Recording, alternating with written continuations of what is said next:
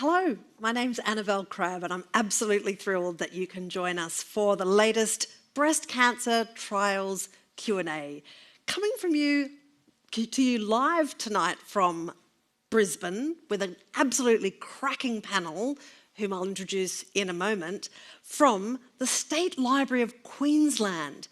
Gotta say, I'm a completely confirmed library nut, and this library is a beautiful library, and we've got a live audience tonight and an online audience coming in from here in the Sunshine State and from just about everywhere else you can imagine through Australia and New Zealand. I'd like to acknowledge the traditional owners of this land on which the State Library stands, a place of learning and curiosity and talking to each other about the terrible things that have happened to us to make it easier for other people, which is very core to the mission of these breast cancer trials Q&As.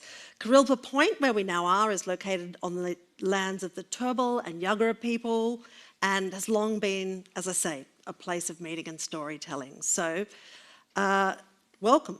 Tonight we're going to be pursuing intelligence and enlightenment and talking about things that we feel awkward about talking about sometimes. And we have a panel of experts in order to make that an easier job for all of us. Breast Cancer Trials is the largest independent oncology research group in Australia and New Zealand. They've been conducting clinical trials, research into the treatment and prevention of breast cancer since 1978. Over the number of Q&As with which I've been privileged to be involved, we have covered a wealth of topics that are ancillary to the experience of having breast cancer. And tonight, we are going to be looking at the impact of breast cancer on sex, fertility, and pregnancy. So welcome to everybody joining us online. This session will be recorded. In terms of housekeeping, if you are joining us online, if you are looking at your screen, grab your mouse or your trackpad, use the cursor to go to the bottom right-hand corner and you'll see 3 little dots. Hover your cursor over those dots and you'll see some options. You can leave a comment or ask a question if you click on Ask a Question. If you experience any technical difficulties whatsoever during the webcast, particularly during an incredibly gripping bit when we're saying something massively interesting and your screen freezes, do not panic. First of all, you can try refreshing your browser in the first instance, and if you're still having issues, click Info to find the link to access live chat support. If you are befuddled by all of these options, as I tend to be because I am a tech panicker, do not panic because this whole thing is being recorded. So if you can't resolve any technical issues or you drop off the webcast, there'll be a link coming to you tomorrow so you can watch the whole event again or send it to a friend who you think might find it useful. That's the beauty of these sessions. It is an opportunity to just sap the brains of the expert panel that Breast Cancer Trials has assembled and pass it on to anybody who might be interested. So I'd like to introduce this much vaunted guest panel who'd be answering your questions, the questions that people have already sent in this afternoon. First of all, to my right, this is Emma Crowley, who was diagnosed with HER2-positive breast cancer in 2012 when she was just 24 years old. And Emma is a member of the much valued Breast Cancer Trials Consumer Advisory Panel. Welcome, Emma. Thank you. To my left, Ms. Navina Nakalapudi, who was diagnosed at 39 with aggressive triple-negative breast cancer. Navina underwent egg harvesting and received ovarian protective treatment during chemotherapy. She's also a member of the Breast Cancer Trials Consumer Advisory Panel and a major advocate in the campaign that we're adopting tonight to say the word dry vagina as many times as possible in a public forum. Please be prepared for that to be a major factor of this evening. Thank you for your help, Navina, in this enterprise. We're all taking it on. Associate Professor on my far left, Belinda Kiley, is a medical oncologist from Campbelltown and Concord Hospitals and specialises in the treatment of breast cancer. Belinda's also the Australian Principal Investigator of the Optima clinical trial. Welcome, Belinda. you also may talk about dry vaginas at any point. Dr. Tonya Mazzini, who will be talking about those aforementioned parched organs, is a sexual health physician based in Adelaide. She's from Adelaide, I'm from Adelaide. I know her sister-in-law because Adelaide. She's very committed to helping people with a range of sexual, hormonal, vulval and reproductive health concerns. Dr. Mazzini has been a lecturer in sexual health at the University of Adelaide and Flinders University. Welcome, Tonya. Thank you. And Leslie Stafford, Associate Professor in the centre to my left. Watch me remembering what left and right is. It's the first. Is a clinical psychologist and an academic psycho-oncologist with extensive clinical and research experience in breast cancer. Leslie's an Associate Professor in the Department of Surgery at Melbourne University and works in private practice. Hello, Leslie. And finally, to my far left is Dr. Wanda Tsui, who is a consultant medical oncologist in the Breast Cancer and Lung Cancer Service at Peter MacCallum Cancer Centre in Melbourne. Her areas of interest are cancer and pregnancy, understanding and preventing the unwanted effects of cancer treatment on ovarian function, fertility, and on cancer prevention. Welcome, everybody. This is an absolutely cracking panel. I'm really excited about tonight's discussion. So around 1,000 people have registered for this Q&A, and I know that this audience typically consists of people on all sorts of stages on what we resignedly refer to as the breast cancer journey, because we can't think of a better word, even though journey is lame. So if you're just in the kind of, oh my Lord, what's happening to me stage, or you're learning and having learnt some more, want to push a little further, then welcome to all of you and to those who are supporting other people that they want to help in their investigation of the experience of breast cancer. Thank you to everybody who's sent in questions. As ever, they have been fantastic. And we're going to start just to give you an idea of the breadth of the interest and concerns in these broad topics around breast cancer by playing a video of the questions that we've received, a sample.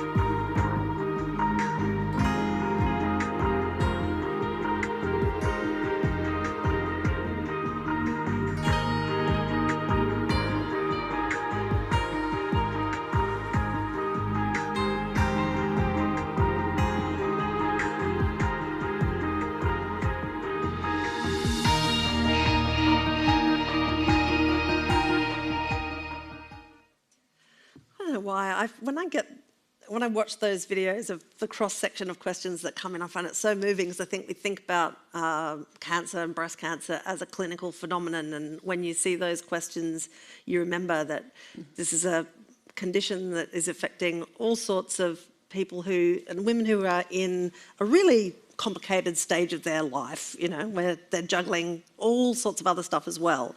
I'm going to start with you, Emma, just because you were diagnosed with breast cancer at 24, which is an age at which you don't really have that on your list of things that you're expecting. Not at all. So can you just give us a little overview of how that happened for you, how you found out, and was there a history of disease in your family? No history of disease in my family. I had the testing done after I was diagnosed. I actually had been out with friends late into the evening or early morning. Well, And I was in the shower and I was shaving my armpits, which I did quite regularly. But there's this ginormous lump sitting there, and like I said, I did it regularly. So it's not something that I think happened over a long time. It felt like it happened quite quickly. yeah. I would say it happened overnight. That's a Okay. little bit probably embellishment, but that's what it felt like to me. Yep. And I went to the GP, who was fantastic actually, and said, I don't really like that, let's get an ultrasound. And the sonographer, I was telling someone earlier today, the sonographer saw these big 2 golf-sized balls in my armpit and was like, you need a biopsy. So I had the biopsy, and then it came back as cancer, and I very quickly went on to have treatment. We were talking just, Navina, earlier and about people's expectations around breast cancer and thinking about it being something that you've got to worry about a little bit later in life. Is that a kind of a dominant attitude, do you think? Yes, it is. I think because a lot of the media out there and the information out there is about free mammograms over the age of 50, or the whole BRCA1, BRCA2 issue. I think young people, including myself, think that you have to have family history and also be older to be diagnosed with breast cancer. And in the case of Emma and myself, neither of us had family history, nor in my case, I discovered later I didn't even have the genetic mutations, and I was 39 and Emma was 24. Don't you worry, I'm going to come back and nosily cross-examine you about your own intimate history shortly. But back to you, Emma. 24, you've got all sorts of stuff going on. How did that diagnosis, and this is going to be a nosy question, how did it affect the diagnosis and treatment, you and your intimate relationships? I promise this would be nosy. Well, I was only having one, but that's fine. I probably, it just zeroed everything out. I also had a 4-year-old daughter, so that also impacts on your libido a little So you bit. weren't having sex anyway. Well, I was trying to avoid it, and then I really did avoid it. But which someone said to me, someone gave me really good advice early on, which was, which actually sounds a bit patriarchal now I reflect on it, but it was kind of like, go and get some lube, because it's not really just about you. You've got a partner, and you've got to fulfil their needs as well. Sorry, what? Oh. Yeah, and now I just said that out loud, reflecting on that. That didn't seem like really good advice. So but who said that to you? Oh, an older woman, Right. a friend of a Yeah. family friend, which I was a little bit like, oh, well, I don't know if I really care about him so much. It's kind of more about me. And I didn't have much of a drive once I got that information about the cancer and then started the treatment. Yeah, it's not a massive turn on, I'm guessing. Not really, no. Yeah. Okay. Gosh, that's an interesting response. I mean, I guess one of the experiences with breast cancer or cancer of any kind is you immediately start getting this fantastic flow of advice and information from friends and acquaintances who you barely know. Maybe, Navina, you could tell us a little bit about your diagnosis and your circumstances, as you said, like super different from Emma's. It's funny, like Emma, I discovered the little lymph node bump in my armpit in the shower. After a big night out. After a big night out. Actually, no, I was in South America at the time on holidays after I'd gone through the Amazon, so I thought I had copped an infection, but I felt fantastic, so I was like, oh, it's nothing. But the thing that happened before that was that I'd self-examined my breasts months prior and found a lump, but because I didn't have family history and I was young and I Googled it, and it said, you know, it could be a cyst that changes with your hormonal cycle, so check another time in your cycle. And I checked and it wasn't there, so I went, cyst, don't have family history, I'm young, forget it. And when I got the lymph node go up and I developed a little bit of a cough, I went to the GP about that. And I said, oh, by the way, there's this lump that used to come and go, but it's been sticking around a bit. And she had a feel and went, oh, maybe it's connected to the lymph node. When you have a moment, go and get this ultrasound and mammogram done. And in my wisdom, because it was only a cyst, I went on Christmas Eve to get them scanned and got home, and an hour later my GP rang me and she apologized to me profusely saying, I'm sorry to do this over the phone, but because it's Christmas and we'll be closed, yeah, it's cancer. Yeah. Merry Christmas. Yes. Okay. A Happy New Year. All right, so I'm thinking that was not a great Yuletide season for you, but keeping in mind that we're talking tonight about the ongoing effects for sex, fertility and pregnancy. Yes. What are your reflections from that age of 39 onwards through the treatment for breast cancer after a very awful Christmas? Yeah. So I was single, I still am, but I was single, no kids, and dating. And what first, the very first thing was I went and saw a surgeon, and my lump was on the top of my breast. And he said, okay, I'll remove the lump and, remove the lymph nodes. And I actually asked him the question, I said, can you go in from underneath? Because I was conscious of my body image issues because I was single. And he didn't ask me why I was asking the question. He just went, oh no, it's, it'll be better preserving surgery if I go in from the top. So I thought, okay. What ended up happening was I've got a scar from almost the center of my chest all the way to my armpit, and I'm numb in my armpit because the lymph nodes were removed. And one breast is half the size of the other. Then I underwent 16 rounds of chemotherapy and 30 rounds of radiation. So, I had, and you mentioned this in my bio, about the ovarian preservation, which is currently under discussion, which was the Zoladex 3.6 milligrams. And I had that monthly because I was premenopausal and hadn't had any kids. And the treatment would have put me into menopause, basically killed off my ovaries. So having that gave me a chance, a fighting chance of staying premenopausal and preserving my fertility. And it worked in my instance. But what it does do is it puts you into temporary menopause. So the hot flushes began, the night sweats, and it was quite funny. I had this dual thing happening in my brain going, I don't want to go into menopause, but if this is what menopause is going to feel like, I want to only go through it once. Yeah. And, your libido just dies. But because you're so focused on living and surviving, you kind of put that to the wayside. And in my case, because I didn't have an intimate partner at the time, I didn't have that immediate pressure, if there is such pressure. But yes, the bleeding vulvas, the dry vaginas, just not feeling the urge at all. The dead armpits, the dead and armpits. the giant scar. You're like, I feel dead sexy right now. Absolutely. Just can't wait. I feel so alive. And then, your breast tissue burns when you're having radiation therapy. So you've got to deal with all of that and the cumulative impact of all of that.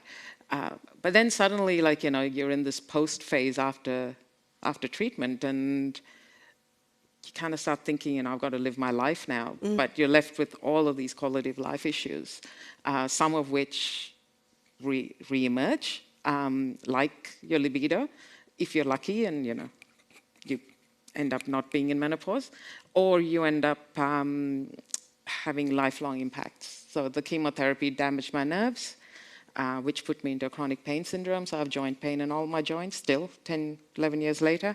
So that, again, impacts sex and your sexuality, because it's not just a genital-related, issue. It's your whole of body issue. Of course it is, yeah. And I've got to take a moment right now, just every time we do one of these Q&As, we have people who have lived through it and come back to speak frankly and openly about, a really difficult time in their lives. And I just am so grateful for your frankness and upfrontness to come and just go back there and relive the delightful experience that it was for the benefit of others.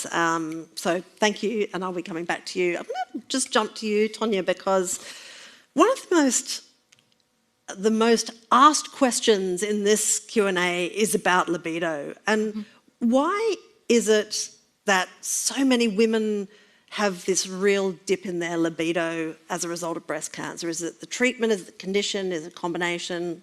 Well, it's it's a combination of things, and as Navina and Emma have pointed out, it's about the side effects of the treatment itself as a whole body experience.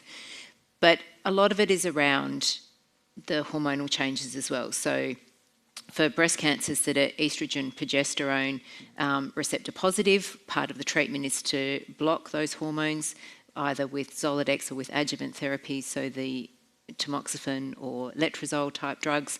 So that can impact on estrogen, it can also impact on testosterone. And those hormones are an important part of helping women to have sexual function, sexual responsiveness.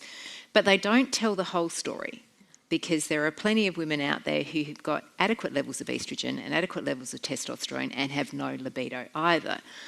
And the medications that we use to boost women's libido don't always work. Even testosterone replacement doesn't always fix a libido, because it's a many-factored problem.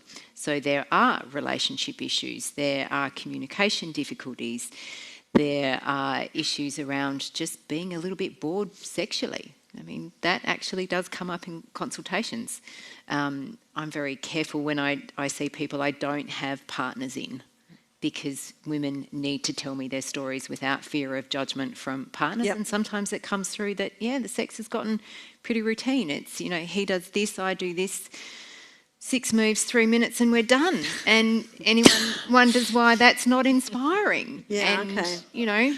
Approaching my body like it's some kind of Rubik's Cube that needs to be I see. solved. And so this pressure then on just pressing buttons, and if some of those buttons are removed, so if women have had mastectomies, or if their nipple sensation is affected, and if hormonally they've got less testosterone, they've got dry vaginas, then just going for the buttons isn't really going to work. You have to treat the whole person and the whole body if you're going to inspire someone to want to be intimate. And so the person who said to you, you have to consider your partner in all of this, was kind of right, in the sense that, a sexual relationship and sexual intimacy is a communication between two people. And we do need to consider the other person who's part of that exchange, but changing that sexual script is the best way to deal with that libido problem. Interesting. Okay, Because it's not just about hormones. On the question of button pressing in particular, Can we say vagina again now? And can we say just clitoris? why not? Yes. Yeah.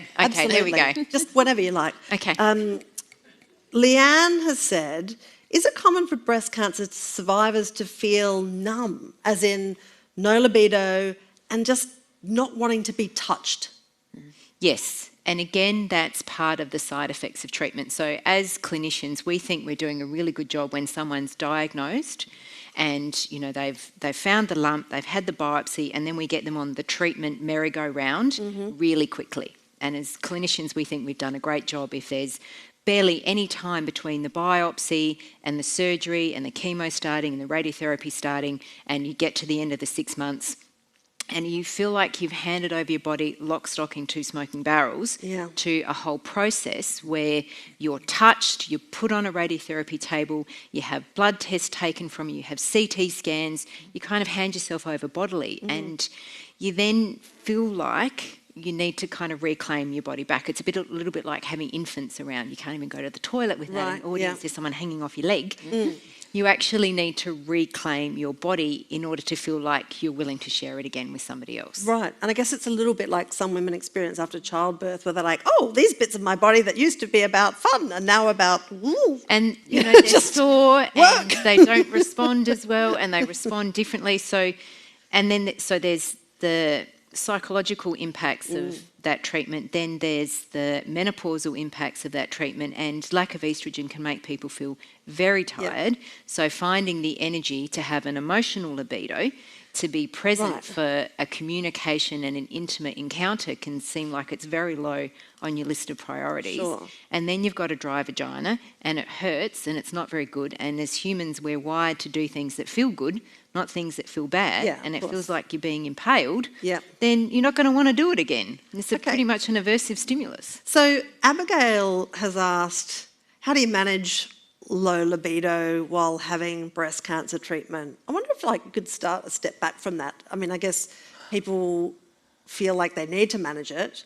Is that a 2-step process? Do you want to manage this, and then how do you manage it?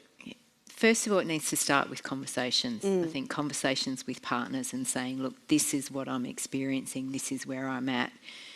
And then some of that conversation needs to be reframing what that intimacy is going to be involving, because we're talking about sex, and when we say sex, we usually mean penis, vagina, penetrative sex, or some kind of penetrative activity, where actually, you know, your vagina and your boobs might be out of action for a little while, but you've still got a whole body, and the purpose of that interaction is not necessarily to conceive, it's to feel connected, it's to feel alive, it's to feel together, it's to have that communication and that closeness. That doesn't necessarily require a penis to go into a vagina for that to happen. So reframing the conversation about what intimacy is hoping to achieve, what do we need from this? And it might be that much more time is spent on skin-to-skin touch. And so we use the sensate focus as a strategy to help people to rewrite the script. So as if you've never been intimate with anyone ever before and you had to have lessons, you know, we spend more time teaching people how to drive than we do teaching them how to be intimate. That is true. Sensate focus is a really good, it's a 5-step process where both partners participate in learning how to be together, and it starts with non-erotic touch. Wow, okay. And it's staged so that whoever is the person who's affected is in charge of saying, this is when I feel like I can move to stage 2. And this is when I can feel I can move to stage 3. So it sets expectations for everybody. So there's no pressure. You don't necessarily have to talk it through because you've both read the script. And so no, you don't have to worry about leading anyone on. You don't have to worry about, you know, having mismatched expectations, and reframing how you approach that intimate encounter in a way that helps to build desire, because it leaves you wanting more. Okay. And so, I mean, with this question from Rachel, who's asking about sex being painful, I'm minded of your rather evocative description of being impaled. Like we're talking about, like, but that's we are the language that women describe. Right, you know, that's amazing. sandpaper, Yeah. knives, splitting, tearing, cutting, bleeding. These are not good describing words. They're not great. No, and not very like, sexy. Like, short of just taking Emma's auntie's advice and just getting a giant tube of lube, like what else are you, like, what are you saying to the Rachels who come into you and ask about this? Well, certainly the evidence encourages us now to talk to women about using vaginal oestrogen. So there was a big paper published last year by Mary Bestie, which is a review of all of the evidence, and we can now confidently say something we've suspected for a long time, that it's perfectly reasonable for women with the lived experience of breast cancer to use low-dose vaginal oestrogen. This is a safe and reasonable thing. Okay. I've spent so many minutes talking to you about dry vaginas that I need to go to Belinda, Yes, because and otherwise keep talking about dry vaginas. which we are going to continue talking We're about dry so vaginas. That's excited. just the good news. Okay, is this a common side effect that you encounter in your clinical experience? Unfortunately, yes. So very common. It's a common symptom in women in general. So as women get older and they go into perimenopause and menopause, they start to notice, many of them do, vaginal symptoms. So dryness, burning, itching, even sort of urinary symptoms, frequency, infections can all be linked to this. And it's associated with the dropping of estrogen as women get older, and all the tissues around the vagina, the vulva, the bladder get thinner and drier. There's reduced blood flow. It loses elasticity. And that leads to a lot of these symptoms. We just talked about the sandpaper, the knives, and I hear that all the time as well. So much to look forward to, isn't there? I mean, It's terrible. And it is quite a common problem outside of breast cancer. Yeah. But then in breast cancer, we give women treatments that sort of lower their estrogen even further, or lower their estrogen when they're 24 rather than going into menopause at 54. And so these symptoms can be more severe. So when we look at sort of populations of women with breast cancer, certainly the vaginal dryness is more frequent, it's often more severe. And these women are often terrified to have any treatment for it. And so, like we were just saying, the best treatment for vaginal dryness, the most effective, is vaginal estrogens. And we can talk to people about having that, but there's certainly a huge fear amongst people with breast cancer about estrogen, because right from the beginning they've been told, yeah. don't go near estrogen, estrogen's caused your cancer, you can't have estrogen. So it's sort of like a big problem trying to sort of help people understand why they've got this and what we can do about it. But then, How is, sorry, dumb question. Yeah. How is vaginal estrogen administered, and what is the interaction for people who are undergoing treatment for hormone relevant cancers? yeah, so I guess there's different types of breast cancer. The most common type is hormone positive. So those women are on treatment to sort of lower estrogen or block estrogen. Vaginal estrogens involve either a cream or a tablet that's inserted into the vagina. That's a pessary, I believe. Pessary. Just So it's a favourite local words. vagina, like local estrogen. So it's just inserted into the vagina. It's a low dose of estrogen in that, and most of it is just absorbed in that local area. So when they've looked at the levels of estrogen in the blood, systemic absorption is extremely low in women using these, particularly after you've used it for a few weeks, because what it does initially is it helps all the tissue in the vagina get thicker. And if it gets thicker, it doesn't absorb as much. So often in the trials, when they've looked at this, you'll see an initial rise in estrogen levels as women start using it, but then as the tissue thickens up, that level comes back to baseline. So we know in blood test type studies, there's no real increase in the levels. And as Tonya was mentioning, there's now been sort of larger reviews of women using these vaginal estrogen medications and showing it doesn't increase the risk of breast cancer returning or people dying from breast cancer. Okay, that's really interesting to hear, and obviously something for people to discuss with their oncologists and make sure that they're getting a really clear view of those risks. Gianna had a question saying that she had dry vagina in her 50s and before her breast cancer diagnosis, and she asks about the role of medication and age in making that worse. I think you've answered that question, so I'm catching up a little bit of time by going over to Wanda. We have a question from Belinda, who says that she was taken off hormone replacement therapy and she felt the impact on her sex life and her mental health, and that her quality of life issues weren't given the same weight as her cancer treatment. She's asked what can be done to make sure patients have a truly balanced and holistic treatment and care plan. No, I think that's something that we see quite commonly. Certainly, there's been such a big focus on improving cure and improving outcomes for patients with breast cancer. And we've still got some way to go, but we've come a long way. And certainly, we have a lot of women who are cured and women who are living much longer after breast cancer. But I think because there's been such a big focus on curing, we've forgotten about life during treatment and life after treatment. And I think that certainly research into these long-term effects is something that is now being ever more prioritised. Certainly in my practice from a clinical perspective, I'm really lucky to work within a multidisciplinary team, not just of clinicians, but also really expert breast care nurses. They know more about symptom management often than I do. And also we work with our menopause specialist. I work across the road from the Women's Hospital, and we collaborate a lot with other specialists in this area, as well as allied health specialists, psychology, like Leslie and I have worked on a number of patients together, and making sure that it's not just about the cancer, but the whole person that we're treating. It is really hard to find the balance, and for every individual person, it will be different, but it is really important that we think not just about treating the cancer, but what happens after. I've heard so many times in these sessions about the incredible knowledge that breast care nurses have about all of these things that are ancillary to the experience of breast cancer treatment. It's a great question here from Hiromi, who has asked, how can you bring up concerns about sex and intimacy with your healthcare team if you feel embarrassed and you don't know where to start? Yeah, and I think that's really tricky because I think sometimes you're in this clinic, you've got all of this, everything to cover, all of your side effects, your treatment, your next blood tests, your scan results. Where do you fit in? I'm having a really tough time with my sex drive, where I'm having a really tough time having sex. And I think as clinicians, sometimes we don't make it much easier because we often have a checklist of things that we want to run through, and maybe that's not our on agenda, or you check once. But sexual health is not a once-off moment. It changes over time. Mental health is also not a you can't capture in one point. You have to think about it over time.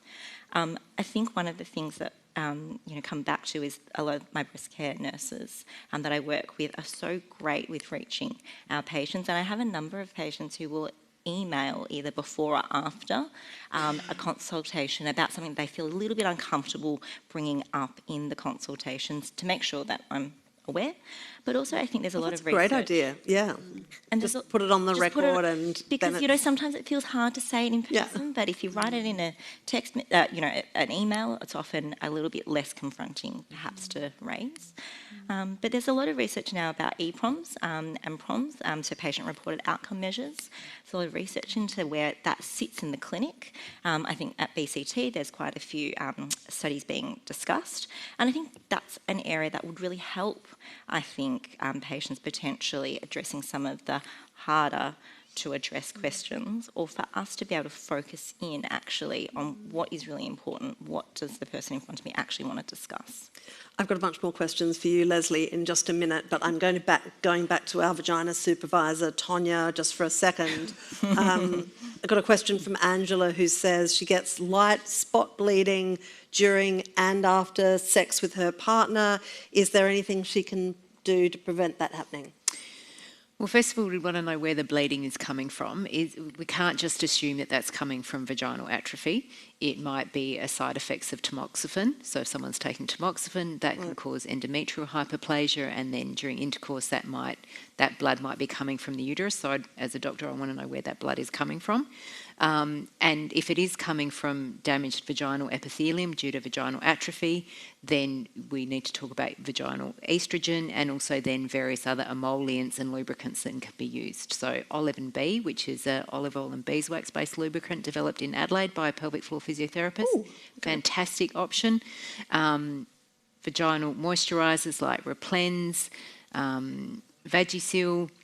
And then, of course, one I made myself, because I have these conversations so often. I got so frustrated that there was good skincare for faces, but not enough for vulvas and vaginas, that, I made a hyaluronic acid combination balm and pessary to help women as well, so they can use that with their vaginal estrogen. So there's much more choice out there in terms of vaginal moisturisers and lubricants than there used to be. And the evidence around hyaluronic acid in the vaginal atrophy space is growing, exponentially. So there are really good options that would help to reduce that bleeding, assuming that bleeding is been checked out and is not due to something else. Okay, well, I'm just going to keep firing these questions at you because they're coming in. Juliana I'll go to next. She says that lubricants haven't worked for her, and are there other alternatives? Yeah, so this is where the hyaluronic acid comes in, because the lubricant will give you slippery, Yeah. but you need stretchy. Ah, okay. And so estrogen will help with the stretch because it helps to rebuild collagen, and so will hyaluronic acid. Oh, I'd never thought of sorting it in that way. You need Yeah. stretchy. And some women benefit from seeing a pelvic floor physiotherapist and using vaginal trainers or dilators. The I language love kind that of- there is a vaginal trainer. Yep. Is there a T-shirt that we can... no. Well, it doesn't really train your vagina, it trains your mind to know that you can actually manage penetrative sex.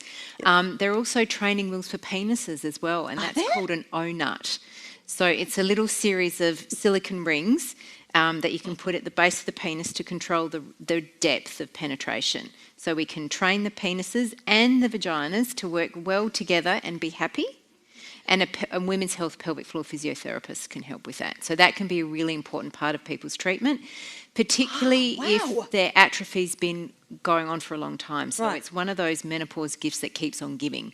So most women will grow out of their hot flushes or move past it, a bit like puberty. We get there eventually. But the vaginal atrophy and the bladder issues will continue on. And they affect something like 85% of women within 5 years of their last ovulation. So a pelvic floor physiotherapist to help you with relaxation strategies, to help you with the practical aspects of managing the vaginal stenosis or vaginal dryness with trainers, dilators, O-nuts, all of those things can help. Okay, like I find myself in a difficult position because I have about 4,000 more questions about O-nuts, but I can't, I wish I'd brought one. I'm obliged to deliver the questions that come from our actual audience. So Emma, and this is an interesting one because it's not about stretchy and it's not about slippery. Emma says she has a great partner. Great.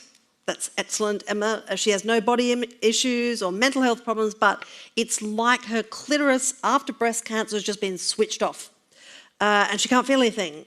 Okay, so is there anything she can do to have clitoral orgasms again? Remember that she's got the whole rest of her body. Again, this is not a Rubik's Cube that we're trying to solve. So the best way to get to someone's clitoris is actually between their ears. It's their brain. So you need to engage emotionally, intellectually, in order to be able to find that libido, to be able to have your body as a sexual organ so that touch feels good again.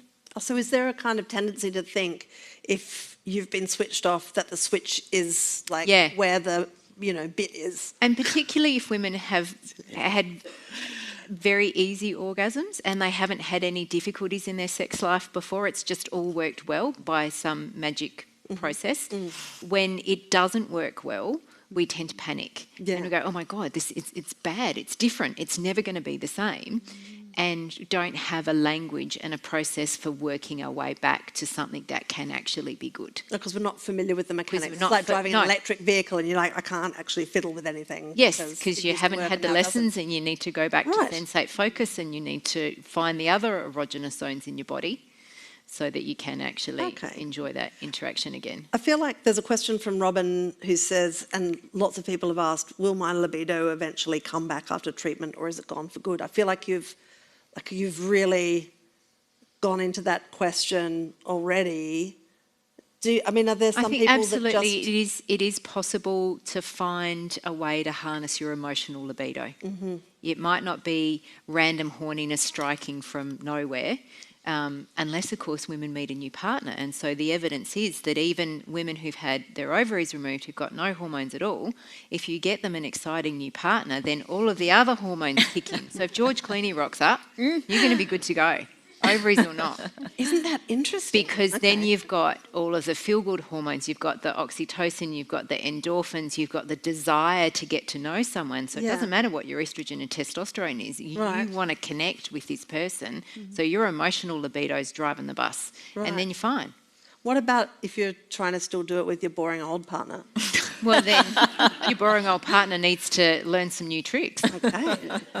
This is a and very maybe interesting do some session. stuff around the house so that you've got the emotional capacity to have an emotional libido because your emotional burden isn't so high. We have a lot to discuss this evening, don't we? Leslie, I feel like this is a good time for us to bring in a psychologist. We've had so many questions about intimate relationships. Louise has asked, okay, so how do I approach a conversation with my partner about something as personal as a dry vagina? What's the best time of day to raise this? Yeah, I don't think there's ever a great time for anyone to discuss the dry vagina. But interestingly, and I'm sure Tanya would attest to this, the conversation is often not as awkward as you think it's going to be.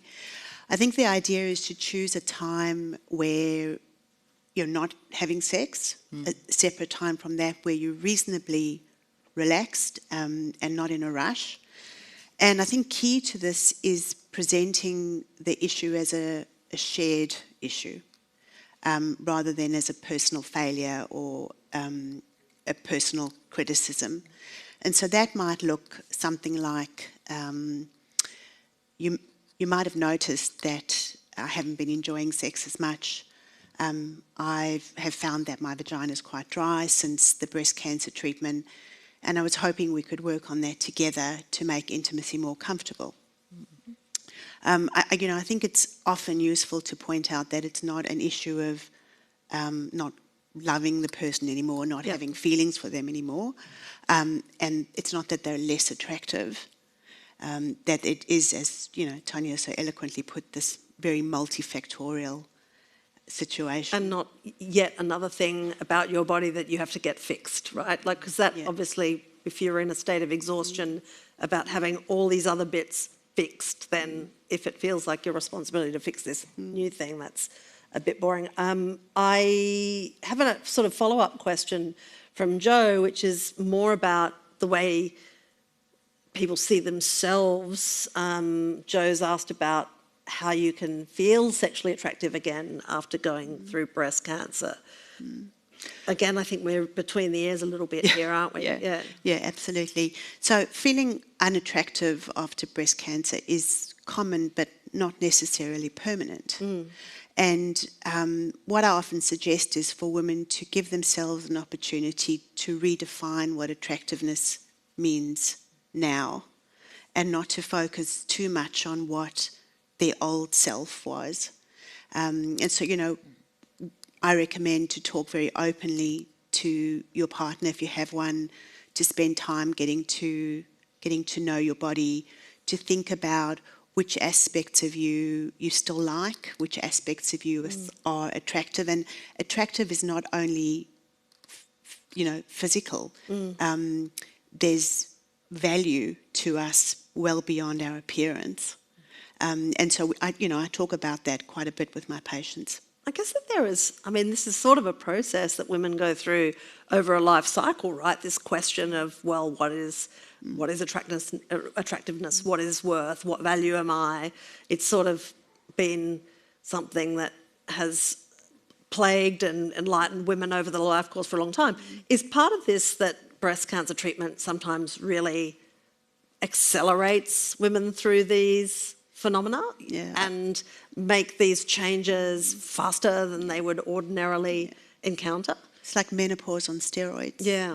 I've seen many young people, as young as Emma, in my rooms who talk about being turned into a desiccated husk almost overnight. And it's incredibly unfair because cognitively and emotionally you haven't had a chance to catch up with where your body is. Isn't it interesting that this idea of dryness and being sort of parched and desiccated and kind of drained of life is just such a persistent theme of language through this discussion? I'm sure that there's some poetry that would really, really reflect this. I wonder if I can quickly get you to address a question from Suzanne, who says she has a very supportive husband. They obviously, I'm intuiting from her message that she's, they're talking and whatever, but she's lost all confidence as a sexual partner. That's a sort of an interesting variation, isn't it? Where it's not necessarily about your appearance, it's about your interaction and feeling like the confident person that used to jump in the sack and have a great time. Yeah, look, I think it's not about fixing. It's about rediscovering, again, what intimacy means for you now, rediscovering what your sexual relationship would look like again with yourself and with a partner. And it's key, I think, here to acknowledge the changes that have happened, because we can't get away from them, and to grieve those losses in an appropriate way. But equally, I think women can acknowledge the strengths that have come through from this process. They can look at a body that has supported them through grueling treatment. They can think about, the strength and power that they have to have endured this. And there is confidence in that. I also think confidence grows with positive experience. So we fall into this trap where we wait until we're ready before we do something. But the reality is we may never be 100% ready. So instead, if you build intimacy in small ways and you scaffold, then your confidence builds on each of those positive experiences. So I suggest go for it. Slowly but steadily build your confidence. What do you think about, I mean, I'm just throwing this at you because I thought it was so interesting, it came up a minute ago. When you've got somebody who feels like they have no libido left and then suddenly they hook up with somebody new and like, whoa, it's all coming back. Like, how do you get from A to B without going to the trouble of getting on Hinge or whatever? Like, is there a way of unleashing all of those feelings without just completely migrating? It's Bridgerton. Well, is porn useful? I don't know. Like, I mean, we're talking. I don't know the answer to that. I think that's a Tanya question. Is porn useful? Not necessarily the porn that we're used to seeing. It needs to be something from a female lens. And what is so attractive to women about Bridgerton is that it's very much filmed from a female lens. And we know that the romance genre of literature is the biggest genre in the world. And they are basically, it's just erotic fiction. So when 50 Shades of Grey came out and all, you know, I can remember my cousin going, look at this book, this is amazing. I go, your grandma's been reading Mills and Boon novels for years, love. So this is nothing new. So Jilly Cooper, Jackie Collins, there are lots of writers, this is just the most famous ones, who've tapped into this idea that women need their imagination stimulated. They need to feel desire. They want to feel the pursuance. It's not the catching. It's the pursuance that drives that. And so that's why TV shows like Bridgerton are so popular. So Off campus. It's Off campus? yeah. And Gillian Anderson just wrote that big book of female fantasies, didn't she, that she collected? So it's about connecting with your inner desire, your imagination, your creativity, and that's what happens in a new relationship because you put the effort in. Everyone's hopefully putting the effort in. And so that's where the desire comes from. It's that connection with the erotic and getting to know someone and the skin on skin that feels it. So, yeah, erotic literature, Bridgerton, away you go. I have allowed this discussion to go absolutely off the rails. Navina says off campus if we're talking about... Well, it had 36 million views in 2 weeks. Okay. So, you know, and it talks about consent and all these things. So it's been very popular. Okay. And, you know, Another apparently note. amongst the Gen Xers, especially.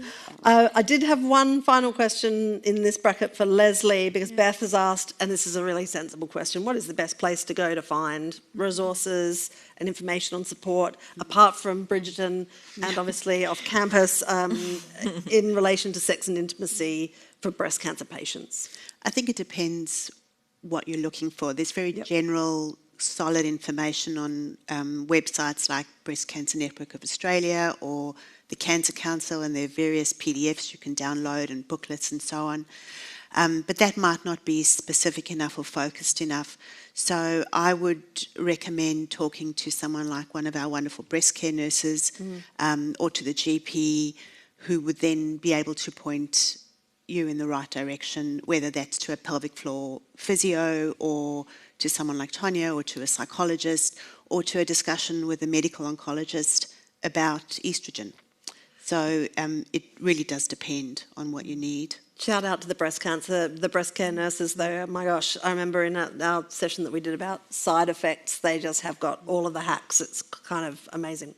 All right, we have a video question now, and it's quite, it's quite a moving one from Emma. So we're just going to play that now.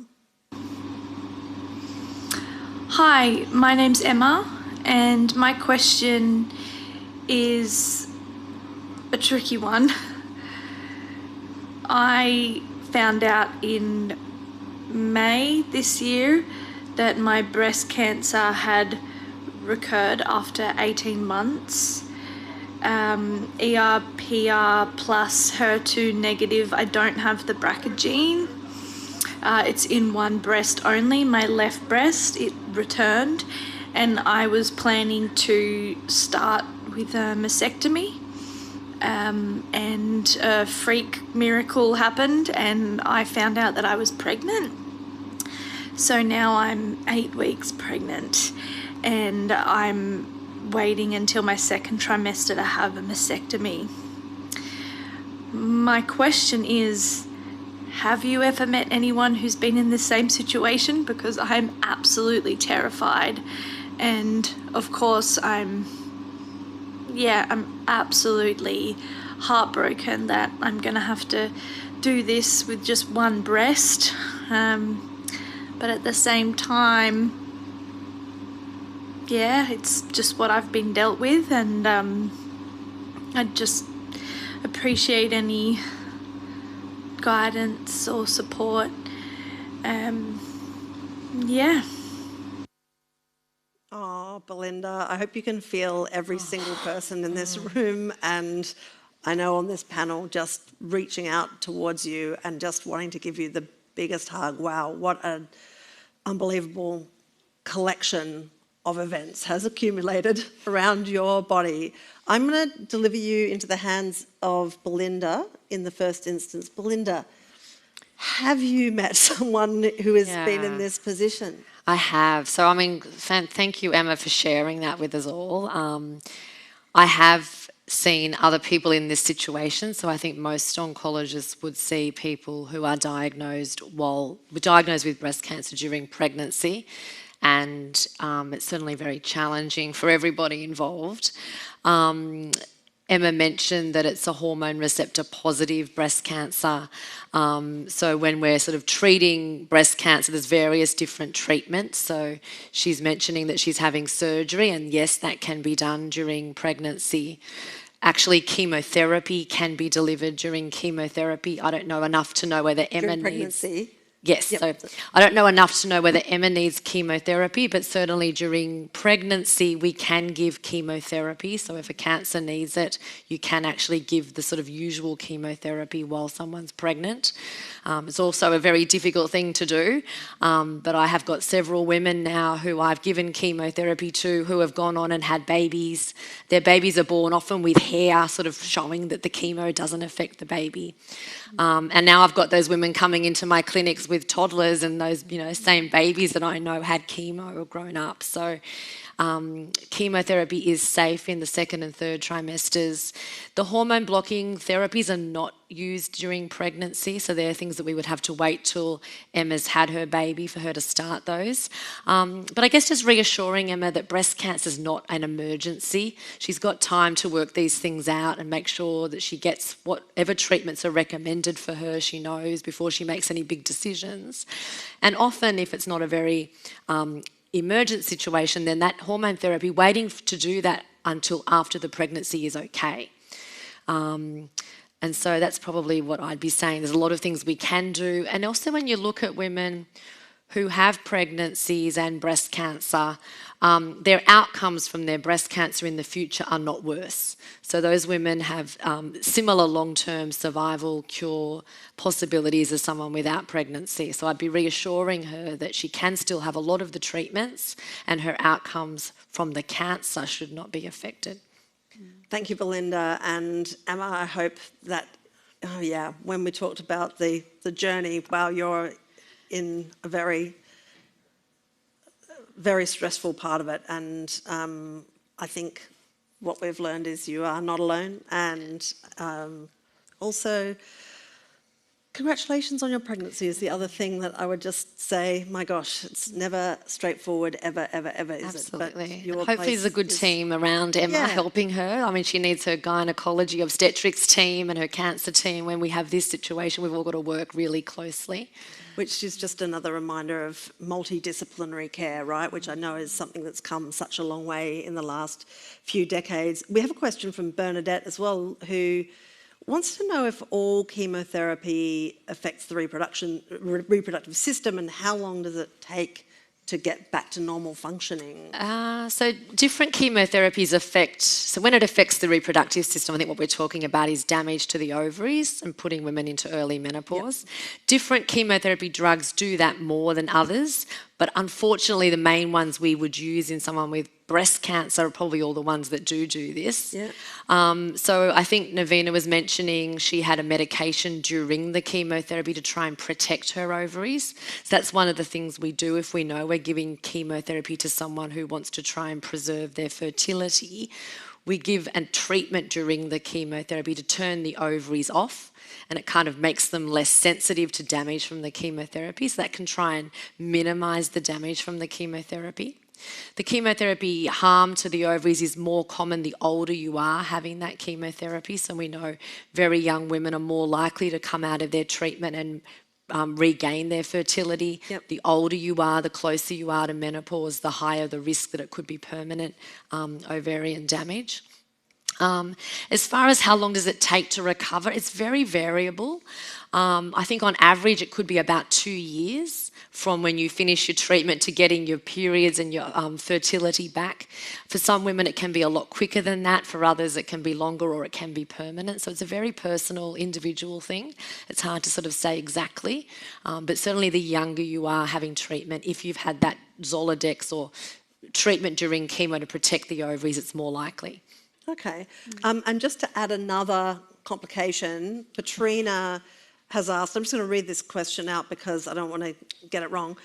She says, what options are available for younger people when navigating fertility who have an identified cancer gene mutation in terms of the risk of passing on that mutation?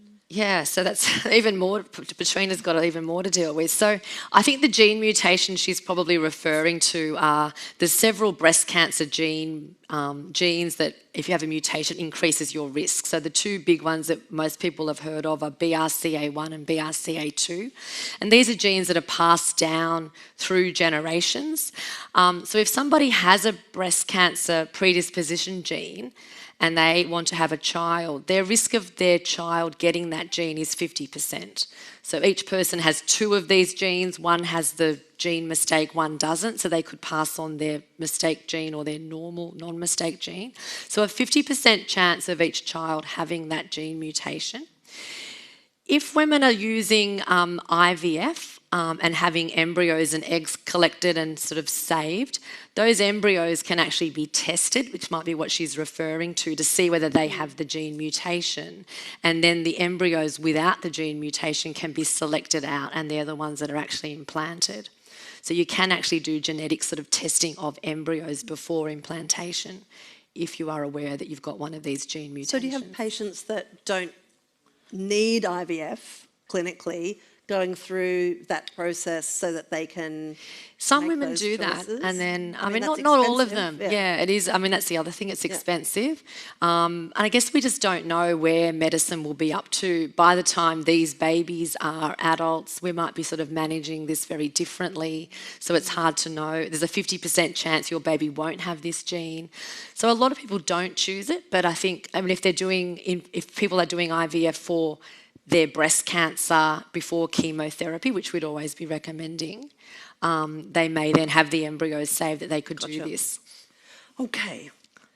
It's all very straightforward, isn't it? Okay, Wanda, I'm going to bring you in again. Marilee has asked, what is the age when pregnancy is no longer an option? I know this is a very vexed question. She says, I'm 42 and I'm 2 years since diagnosis. Yeah, so I guess it's a very individual question. Even in women who don't have breast cancer, we know fertility is very variable. We all know 35-year-old patients or really young patients who have had reduced fertility, and we all know patients who are older, 40, 45, who have been able to have babies with no major issues. So that's even without breast cancer. Mm-hmm. But then in a patient who's had breast cancer, a number of factors we need to also consider. The treatment, as Belinda and has very elegantly described, a lot of the chemotherapies that we give for breast cancer can cause can cause impact on the ovaries and therefore reduce fertility. Whether or not the patient has had eggs or embryos frozen prior to having that treatment, is she still on endocrine therapy, and what's the safety of interrupting treatment for her particular cancer. I don't think there's an age cutoff for when pregnancy is not possible. I think it also depends on what she wants to do as well, and I think it's a number of factors that need to be considered. Okay, I'm reminded of Emma's situation. She's saying, how am I going to do this with one breast? Shona has asked, would you advise breastfeeding on non-cancerous breasts? So I think the short answer is yes, it is possible and safe to breastfeed on the non-cancerous breast. However, if Shona's still having current chemotherapy, for example, we know that that can pass into the breast milk, and that is something that we wouldn't recommend breastfeeding in that scenario. And other treatments such as endocrine therapy, we also wouldn't recommend breastfeeding when you're currently on active treatment. There is usually a washout period from the last dose of treatment, and that will vary, but certainly it is possible and it is safe in scenarios to breastfeed on the non-cancerous breast. Okay, great, thank you. And Sophia has asked, what does fertility look like for those who were diagnosed during pregnancy and were unable to undergo fertility preservation prior to commencing chemo? Yeah, so this is a really tricky part, I think, because we have all of these fertility preservation methods, egg and embryo freezing, Zoladex, as Navina and Belinda described, but you can't have any of these treatments when you're currently pregnant. And as Belinda described with the question from Emma, we can give a lot of our cancer treatments during pregnancy, particularly chemotherapy, as well as surgery. And so I guess I think there's a few factors that we need to consider. Firstly, the age of the woman. If she was really young when she was diagnosed with her breast cancer and had her treatment, there is a chance that her periods will restart and that her fertility will be okay and she may be able to conceive naturally. But especially in older women, we need to consider whether or not her fertility has been impacted, and also that period of time after cancer treatment that you need to wait to make sure the cancer treatment is washed out, as well as that the cancer hasn't recurred, and that as we get older, we know that our fertility can change. So in some of my patients in the clinic, especially those who haven't had the opportunity to have fertility preservation prior to starting treatment, after that safe washout period, we may discuss having eggs frozen at that point, just as backup for in the future if she were to choose to use them. Navina, I can see you nodding along with all of these answers, and these are the clinical responses, but this is your body and you've lived it. So what are your reflections on these questions about ongoing issues of fertility? It's so challenging, I actually froze my eggs 2 years prior to being diagnosed for social reasons, because I was single and I thought, what if I meet someone in my 40s and I'm, then all of a sudden the maternal instinct kicks in. I never have been maternal, but you're obviously organised. I was organised. I underwent, because I didn't have a partner, I just underwent the egg retrieval and freezing process. Turns out apparently eggs are the worst of the lot to freeze, but anyway, it was better than nothing. And I have a friend who she went in to talk about fertility and having a child, and then got diagnosed with hormone receptive cancer during that process. Wow. And decided to undergo egg retrieval. And I asked her, I said, what was it like to know you have a hormone receptive cancer and then pump yourself full of hormones to do this process? And she goes, it's the worst 8 weeks of her life, just about. And she's the same person who actually also said to me, she thought the two worst words in the language are breast cancer until she heard vaginal atrophy. And both her and I were like, desiccated, dried up, shriveled, disappear. Like, and those are the words that come to mind. But yeah, fertility preservation is really difficult. And it's something that, luckily, we're getting better at having those conversations with patients in that premenopausal, kind of in that stage of life. Anything you want to throw in, Emma, to this discussion? I had a very different experience to Navina. When I was diagnosed, my oncologist sort of said, well, do you want to freeze some eggs? I don't want to panic you, but you probably should make that decision quickly, and I don't really want to delay treatment. So of course I already had Caroline, my eldest daughter, at that stage, and so I very quickly, within about 35 seconds, made a decision that I needed to be alive for the one I had, not the one that might come. And I remember saying something anyone that knows me knows I say quite radical things sometimes. And I said something like, "It doesn't matter, I'll just adopt." And my mother sort of gasped because all and sundry in the room with you. And I was like, well, I have to be alive for the other one, so we'll deal with that down the road. And I think the speed in which I made that decision was quite challenging for some people. But in any event, I was young and I didn't go into it uninformed. He'd told me that there was, like what Wanda has just said, there is, a good chance, I don't know if it's a good chance, but there's a chance that you might completely recover the ovaries or the fertility function. So I did go into essentially menopause. And my periods came back quicker than I probably would have liked, and really aggressively. But anyway, that's a good thing. And then 5 years ago, I had another daughter, same dad, just a 12-year gap. Try watching Bridgerton. Mostly just because of the anxiety of doing it. I mean, HER2 positive is an early recurrent. I knew that, but that doesn't take away the anxiety that you feel.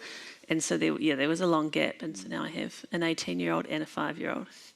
Wow. And no intervention on the fertility side. Okay. All right. Again, thank you for letting us poke and probe into your personal lives. It's much appreciated. Leslie, I've got a number of questions for the panel just related to general body issues. Megan has asked, how can you reframe what it is that we like about our bodies after you've had a mastectomy, hair loss from chemo, and weight gain from treatment? Yeah. So reframing doesn't mean loving the changes. It means making room for those changes in a way that's more balanced and where you have compassion for yourself. So I think reframing means a shift from appearance to appreciation, asking questions like, what has my body done to help me this week? What about my body still gives me pleasure? Those sorts of questions. And it's not always possible to love your body every day of the week all the time. Sure. Yeah. But we can also respect our bodies and care for our bodies.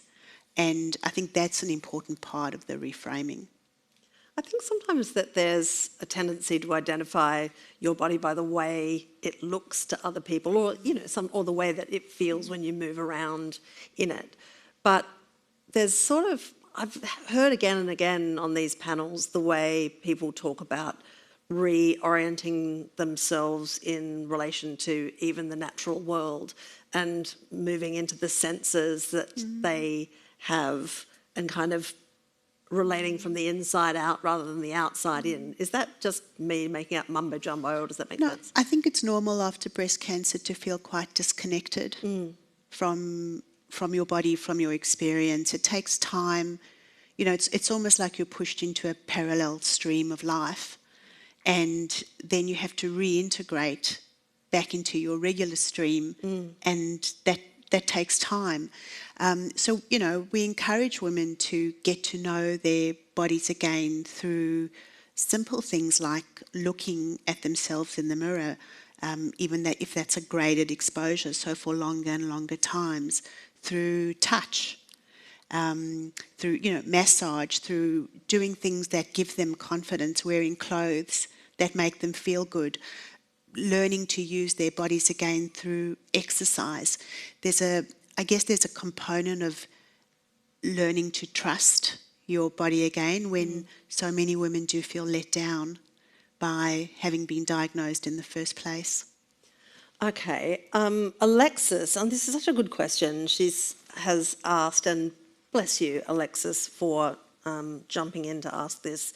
She wants to know how she can help her friend who's going through breast cancer and has a lot of body image concerns. She's scared about saying the wrong thing to her friend. Well, I think the fact that she's asking the question tells us a lot about the type of friend she is, obviously a thoughtful friend. We tend to want to solve and fix and reassure our friends when often what they need and the best intervention is often space to reflect, to say what they need to say and for us to listen and maybe say something like, that sounds really difficult or that sounds really painful. I'm clearer on the things not to say. At the top of my list is what I call the at leasting. Yep, okay. And the number one on the at leasting list is, but at least you're alive, right? Navina, you are just rolling your eyes. And, this is, I think you can safely assume that any woman who has had breast cancer is grateful to be alive. But two things can be true at the same time. We can have gratitude for our survival and still feel pretty sad about what's happened to us. So stay away from at leasting. The other thing I also wouldn't do is say things like, well, I also have that scar from my C-section. Or, in women who've had mastectomy and a flap reconstruction from the tummy area, deep flap, say, oh, a boob job and a tummy tuck. It's yeah, that sucks. it really does diminish the significance of what you've been through, and it really devalues that. So those are some of my top tips for not. Are there good things, Navina, that you remember people saying to you that you thought, yeah, that's helpful? Mainly saying, how are you? And actually asking a question rather than saying, oh, you look so well. And you just, but I feel like crap. It's like nails on a chalkboard almost. And Yeah. some of the at least, it's basically being there for them, being a sounding board, taking people out for a coffee, getting them out of the house. Some of the other things, don't send them flowers, give them plants. Because the first week, my house looked like a funeral home, and then my bin looked like, it was just, whereas the plants that I've been given, I still have, and when they flower, I send a photo to and this is 11 years later, I send a photo to them going, I still have this plant.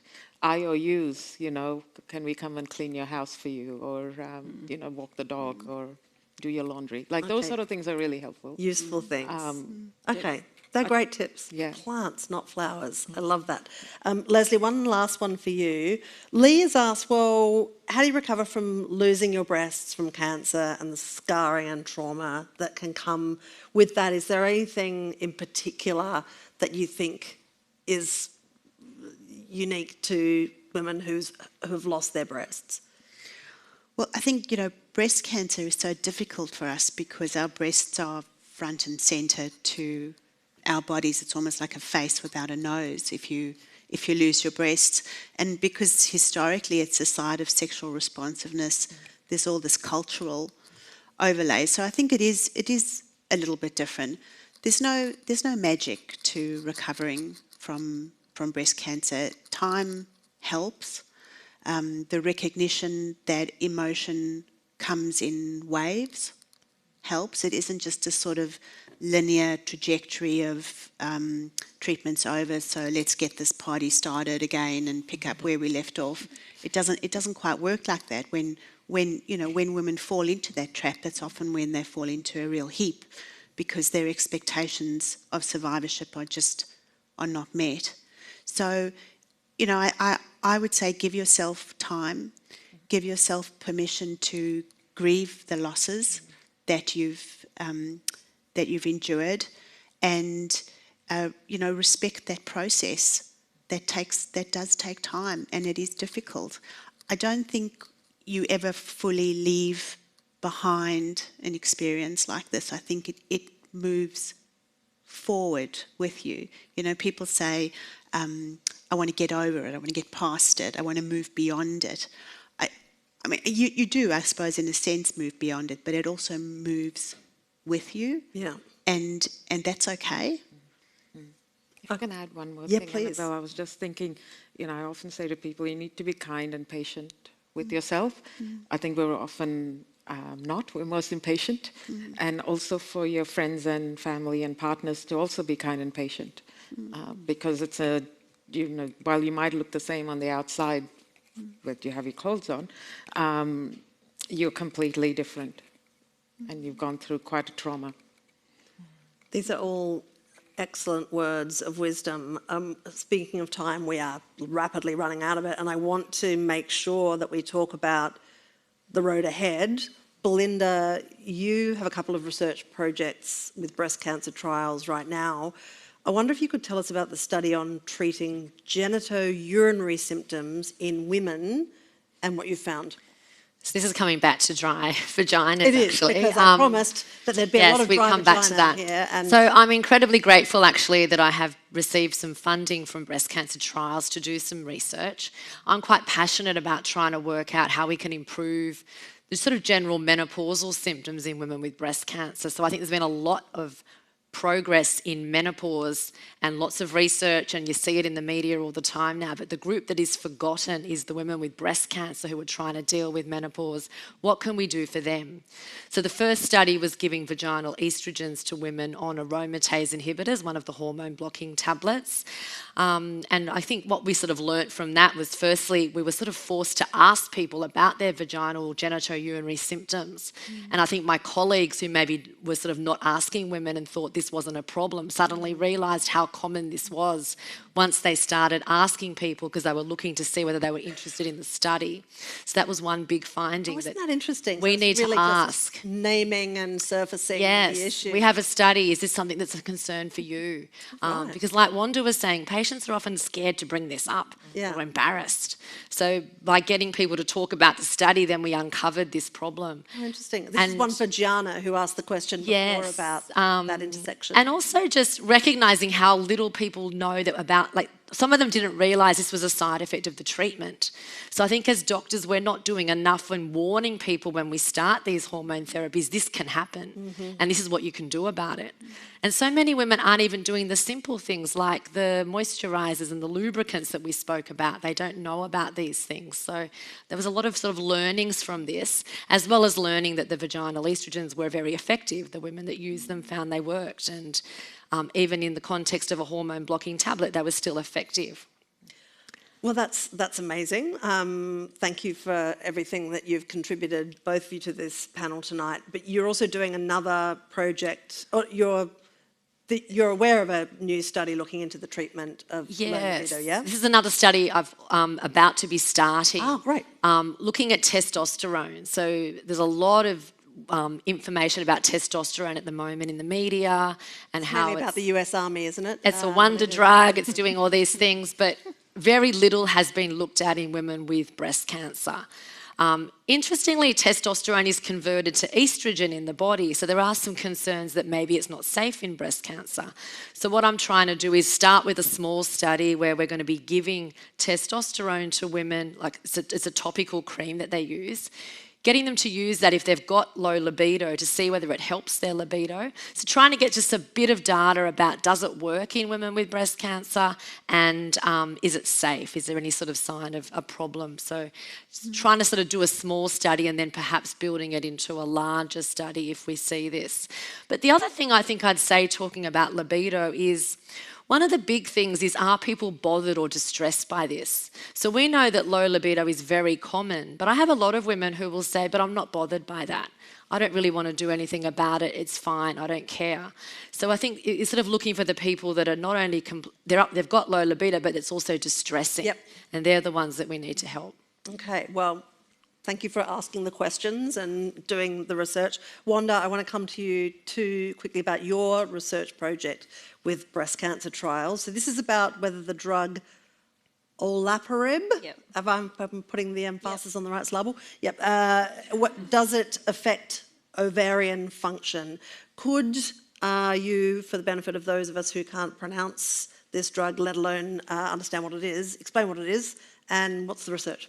Yep. So starting with the first part, olaparib, it's a PARP inhibitor. So in women who have a germline mutation, that means passed down through the family, inherited mutation in a gene that predisposed them to getting breast cancer. The two common ones are the BRCA1 and BRCA2 genes. This medication, we know after a woman's had her chemo, her surgery, and she still has residual disease, or she has more than a certain number of lymph nodes at time of diagnosis, it can certainly improve cure, and we're using this currently in the clinic. Now, patients who develop breast cancer who have a BRCA1 or 2 gene usually are younger when they're diagnosed with their breast cancer, and so not only is early menopause a major issue, but also impacts on their fertility. We know very well that certain chemotherapies can impact on ovarian function negatively. It can put a woman at risk of developing early menopause. It can also reduce a woman's fertility. But we know nothing about a lot of our novel cancer treatments. And we're using these agents in the clinic now. So what we're hoping to do is actually get samples from the big landmark trial called Olympia, where there's over 650 premenopausal women who are included in that study, and we're hoping to test their blood samples for the women who received olaparib versus those who received placebo to see if there are differences in the blood tests that indicate a woman may have gone through menopause during that treatment, and to see if that these newer treatments put women at risk. And what in your wildest dreams could you establish through this research? Yeah, so I guess one of the things we've seen in mice, some very clever reproductive scientists actually in Melbourne saw that in mice, using olaparib in mice actually reduced egg counts by a third. And so we're all born with a finite number of eggs, and over our reproductive life, those egg counts reduce until menopause. And so if we're knocking out a third of those eggs, then that not only puts a patient at risk of menopause, but also reduce fertility. But women are not mice, and so we actually need to establish that whether or not this is something that we're also seeing in women.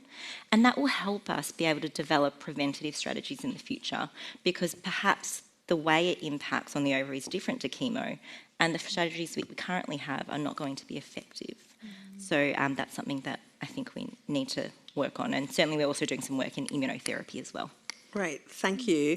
We are fast running out of time. I just want to remind everybody that breast cancer trials, the research and the knowledge that's collected is always with the cooperation of patients and people who are experiencing breast cancer. I'm full of admiration for people who decide at a difficult time to undergo something experimental that may or may not help others or themselves. It's just a very selfless thing to do.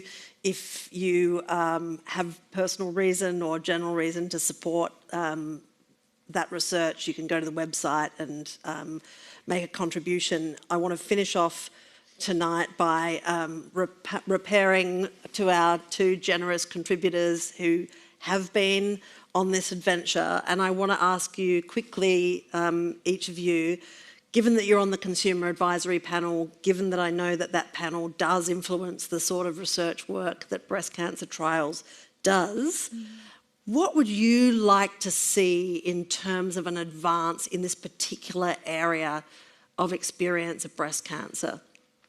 I think both Belinda and Wanda have spoken about this already, about more trials in this space, and the fact that also, to put our unconscious biases aside around, sex and sexuality being of interest only to premenopausal people and not postmenopausal, or the fact that sex is the domain of people who are coupled up and not people who are single. So I think we need to consider, when we're putting together the trials, and we're getting more and more of them, thanks to these wonderful researchers, is that we think about the inclusion and exclusion criteria of who we're targeting. Awesome point.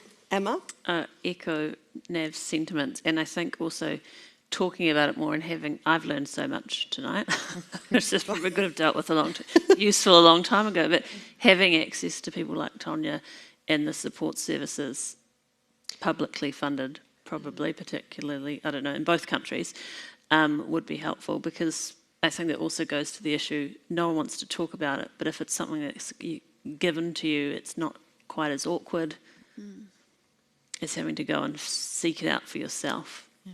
I think We need lots of Tonias, essentially. Yeah, or just I'm clone happy to her. train up a little army. I'm good to go the with dry that. vaginas, that's Yeah. what we'll call ourselves. Yeah. I just wanted to get one more mention in because I promised. Listen, I've learned so much tonight too. What a great panel. Thank you for your generosity, your frankness, your sense of humour and your deep knowledge of your fields. It's just a joy to have you all gathered here to deliver your wisdom to everyone who's joined us here tonight in person and remotely. As I mentioned earlier, this Q&A has been recorded, so it'll be available on the Breast Cancer Trials website tomorrow. The team will send out a link. You'll be able to watch or share with anybody that you think at any point you thought, oh, this other person needs to watch this. Thank you all for your time tonight. Those of us in the room, can you please thank Emma, Navina, Leslie, Belinda, Wanda and Tonya and